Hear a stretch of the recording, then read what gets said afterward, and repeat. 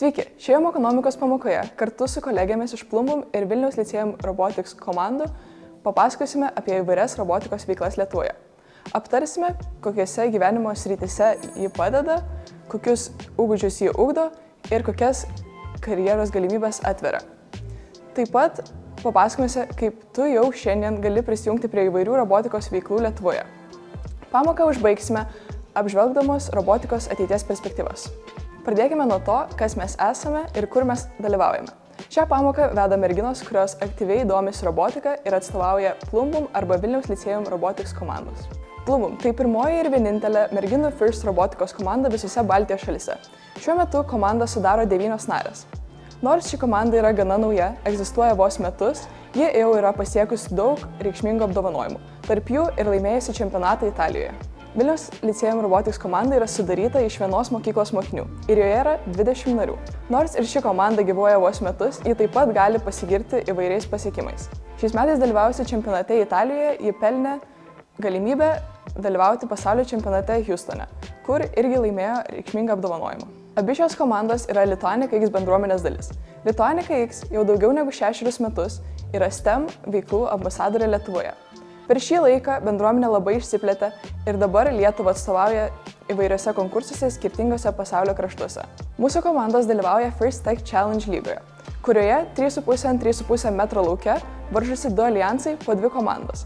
Komandų tikslas yra per sezoną, kuris trunka nuo rugsėjo iki balandžio, sukonstruoti kuo geresnį robotą, kuris per 2,5 minutės varžybas gali atlikti kuo daugiau tokių užduočių kaip elementų dėliojimas, pasikabinimas ir net popierinio lėktuvėlio paleidimas.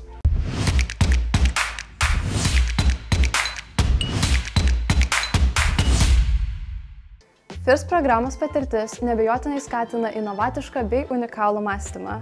Dalyvaudami šioje programoje mes ne tik mokomės kurti robotus, bet ir spręsti realias problemas, kurios reikalauja ne tik kūrybiško, kritinio mąstymo, bet ir naujoviškų sprendimų.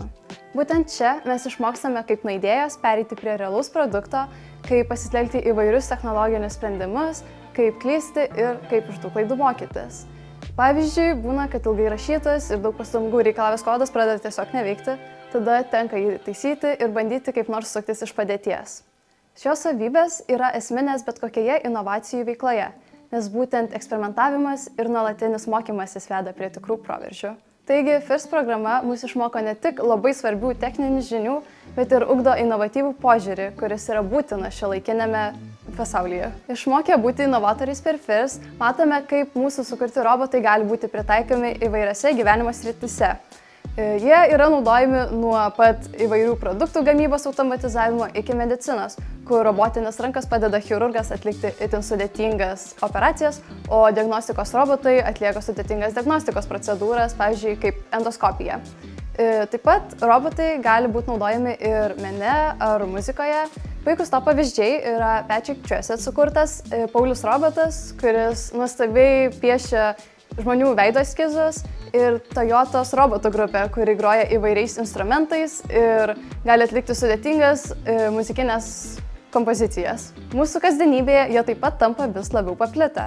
Tai visiems gerai žinomi namų valymo robotai, skalbimo mašinos ar netgi dažnai naudojami dantų šepetėliai. Vis labiau pasinerdami robotiką ir lavėdami jos srityje, mes ne tik tampame jos kūrėjais, bet ir vizionieriais, kurie mato plačias šios technologijos naudojimo galimybės. Galbūt ateityje jie galės stipriai prisidėti prie aplinkosaugos, pavyzdžiui, valyti vandenynus nuo plastiko, mažinti stichijų keliamą pavojų. Galbūt juos galėsime įdarbinti visiškai visose pavojingose vietose žmonėms dirbti. Robotika visada buvo, yra ir visada bus labai reikalinga ir svarbi, nes ji palengvina darbo procesus, eliminuoja žmogiškas ir emocinės klaidas, padeda buityje ir netgi leidžia žmonėms patyrinėti savo kūrybiškąją pusę.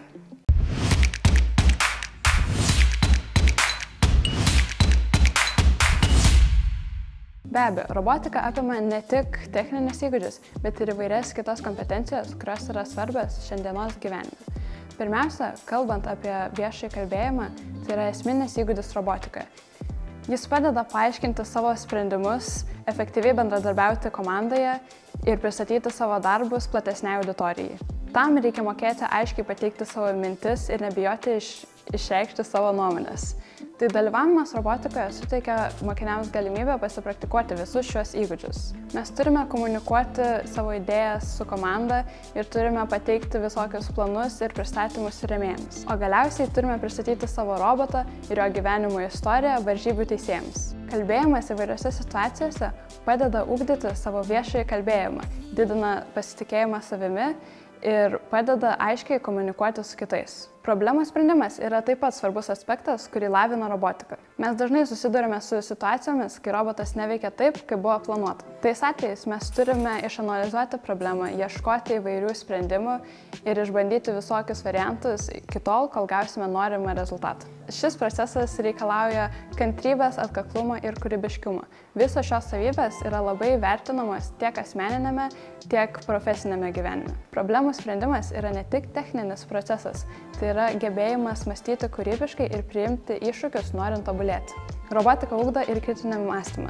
Mes mokomės ne tik sukonstruoti veikiančius robotus, bet ir kritiškai vertinti savo sprendimus. Ieškoti alternatyvių būdų problemoms spręsti, analizuoti savo klaidas ir tobulinti savo projektus. Tai skatina moksleivius imtis iniciatyvos ir padeda suvokti, kad norint pasiekti geriausią rezultatą, visi sprendimai turi būti pagrįsti ir išnagrinėti. Toks mąstymas yra labai svarbus šiandieninėme gyvenime, kur reikia kritiškai vertinti visą informaciją ir netikėti viskuo, ką išgirsti ar pamatai internete. Šie įgūdžiai padeda spręsti ir netikėtus iššūkius ir pasiruošti ateičiai.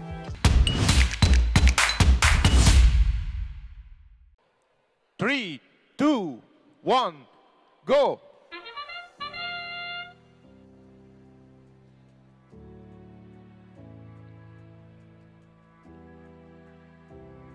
Red Alliance score the first pixel in the automation phase. Both alliances start really aggressive. Blue Alliance scores 2 pixels. It's trying to recover the third one. And is placing it. Is placed the third pixel on the Red Alliance. It's a head-to-head. 3 pixels versus 4 pixels. Blue Alliance has the advantage. He's placing the 5th one. And it stays on. Red Alliance is right on their tail. But one. The Red Alliance touches the lowest line with 25 seconds on the clock. The drones are out. Blue team is hanging the robot. Red team is doing the same with 10 seconds on the clock. A real shame. 5, 4, 3, 2, 1. Hands off the controller.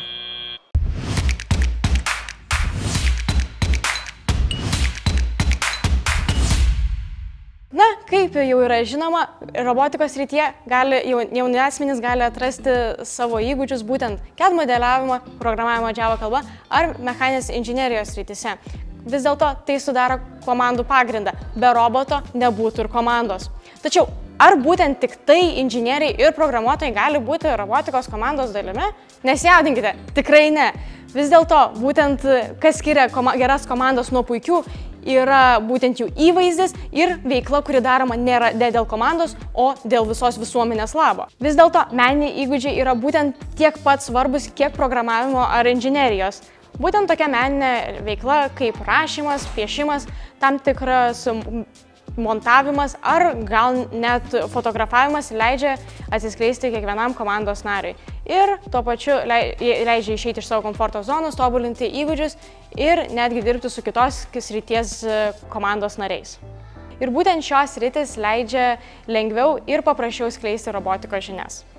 Veiksmingas bendravimas yra vienas iš svarbiausių sėkmingos komandos komponentų. Būtent tokių socialinių tinklų valdymas kaip YouTube, Instagram, Facebook ar LinkedIn reikalauja ne tik techninių žinių, bet ir tam tikro pasakojimo pojūčio.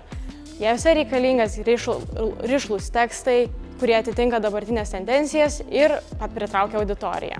O ir nepamirškime lipdukų, marškinėlių ar skrajučių dizainų, kurie irgi yra taip pat svarbus.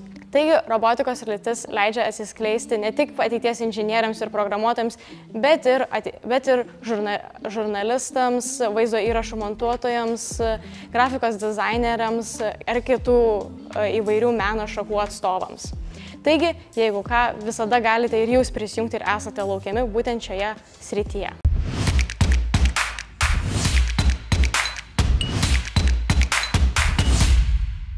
Jei esi technologijų entuziastas, tau tikriausiai kilo klausimas, kaip galėčiau tapti viso to dalimi. Tai visų pirma, daugelį mokyklų jau veikia dirbtuvės arba fablabai. Fablabai tai technologijų dirbtuvės, kuriuose pilna modernios įrangos ir gali konstruoti savo įvairiausius projektus, modeliuoti ar kitaip naudotis jų teikiamomis technologijomis. Taip pat verta ir pasidomėti apie viešas dirbtuves, tokias kaip Nacionalinėje Martyno Mažvydo bibliotekoje Vilniuje. Tai puikia vieta įgyvendinti visas savo idėjas. Taip pat, jeigu jei turi šiek tiek patirties, gali save realizuoti ir oficialiuose renginiuose. Vienas iš tokių populiarių varžybų yra rengiamos FIRST organizacijos, kuri yra nepelno siekianti organizacija, įkurta išradėjo Dino Kameno, su idėja, jog moksleiviai domėtųsi STEM arba mokslų, technologijomis, inžinerija ir matematika. Taip pat, jeigu jau turi šiek tiek daugiau patirties konstravime, technologijose ar šiaip pradėjai savo robotikos kelią kiek vėliau, gali prisijungti prie First Tech Challenge varžybų arba sutrumpintai FTC. Savo robotikos kelią gali pradėti LEGO robotikoje. Daugybė jų būrelių veikia Vilniuje, Kaune bei kitose miestuose. Šių būrelių metu moksleiviai konstruoja robotus iš LEGO detalių bei juos programuoja. Tačiau jeigu pradėjai savo kelią kiek vėliau, ar ir esi vyresnis moksleivis, arba šiaip jau įgyjai daugiau patirties, gali dalyvauti First Tech Challenge varžybose. Tai varžybose, kuriuose jau robotai yra kiek didesni, savadarbiai ir sukonstruoti iš įvairiausių medžiagų ir pačių sukurtų detalių. Šioje lygoje ir yra naujausi Lietuvos moksleivių nuopelnai. Jeigu nori dalyvauti FTC varžybose, pasidomėk apie netoliese veikiančias FTC komandas, o jei tokių nėra, būk drąsus ir įkurk savo.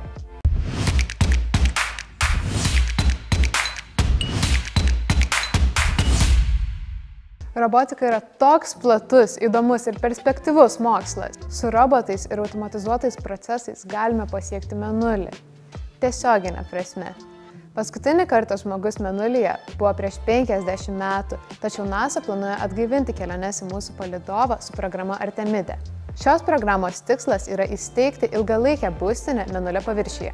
Per ateinančius 10 metų stebėsime ne vieną ekspediciją į mėnulį ir didelė dalis šių kelionių bus vykdomos robotų dėka. Pradedant automatizuotomis raketų sistemomis ir mėginius renkančiais robotais, robotai lydi astronautus kiekviename žingsnyje.